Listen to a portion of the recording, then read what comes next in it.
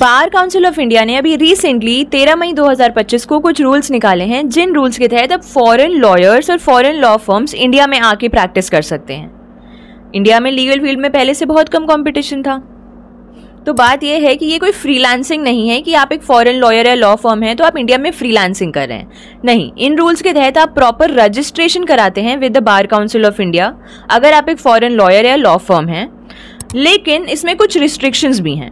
ये रूल्स केवल उन कंट्रीज के लॉयर्स या लॉ फर्म्स को इंडिया में प्रैक्टिस करने को अलाउ करेंगे जहां पे इंडिया के लॉयर्स को या लॉ फर्म्स को वही छूट मिली हुई है। इट मीन्स रेसिप्रोसिटी का प्रिंसिपल है। आपके देश में अगर इंडियन वकीलों को अलाउड है तब आप इंडिया में अलाउ होंगे। और दूसरी चीज ये है कि एक और रेस्ट्रिक्शन ये है कि फॉरेन लॉयर्स और लॉ फर्म्स इंडियन कोर्ट्स या भारतीय कानून या इंडियन ट्राइब्यूनल्स के सामने नहीं पेश हो सकते हैं। केवल वो नॉन लिटिगियस मैटर्स यानी कि गैर मुकदमेबाजी का जो मामला होगा उसमें वो अपनी एडवाइस दे सकते हैं।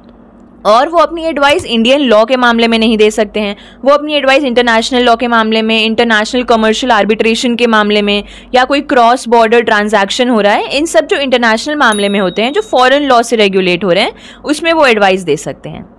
Thank you and have a nice day.